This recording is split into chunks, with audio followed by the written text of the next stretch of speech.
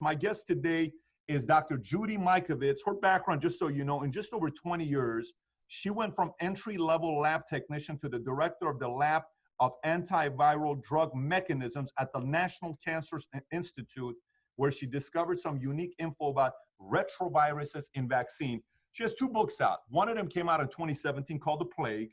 When Scientists Interpret Search for the Truth About Human Retroviruses and Chronic Fatigue Syndrome, Autism, and Other Diseases. Right now, it's ranked #1 on Amazon under forensic medicine. And her second book that just came out, I believe April 14th of 2020, I think 10 days ago, Plague for Corruption, Restoring Faith and the Promise of Science.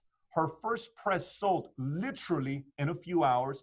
It's number one rank right now on Kindle, Amazon on AIDS, #1 book on AIDS, and #1 Kindle book for virology. And that's by Simon & Schuster. And the reason why I say by Simon & Schuster is because I am right now publishing a book through Simon & Schuster. When you write a book through Simon & Schuster, there comes a phase where their attorneys read everything you write, and then they ask you saying, do you have proof of this? Do you have proof of that? Do you have proof of this? Because Simon & Schuster has to protect what you're writing about, because many times when you write things, there are lawsuits. So if somebody self-publishes a book, it's a different story versus you going to a company like Simon & Schuster that publishes a book. I say that for the viewers to know the credibility of my guest today. She was awarded Graduate Student of the Year in 1991. She cooperated with the FBI during an investigation of Dr. Anthony Fauci, which we'll get to that. She was a fugitive on the run, hiding on a boat for 4 days.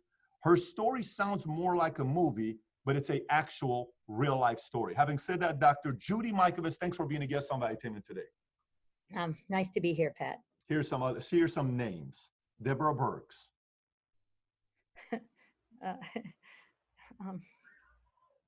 Scarf lady. Okay.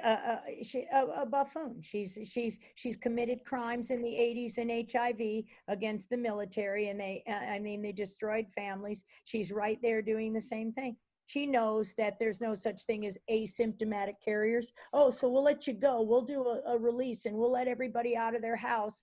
And then, oh, but don't get too far, because as soon as the summer's over, it's coming back. No, if you have antibodies, you're immune. Stop this. Why are you redefining immunology? Because you can, and it covers up your crime. So this just is more of the same. She should have been convicted a long time ago, along with Robert Redfield of the CDC. They perpetrated these frauds all the way against in HIV/AIDS in the 80s and 90s. Dr. Anthony Fauci.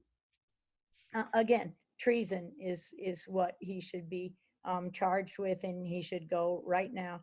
As far as and all of the money. The last slide of that Truth About Cancer talk was all of these things be closed, give the people the money you stole, reorganize all of HHS, Health and Human Services, and start over. We'll rebalance the budget. Will quickly, and the victims of these crimes will get restored, and we can use these health measures that all those brilliant people at the NIH have done for 40 years to bring about a new health for our country like we've never seen before.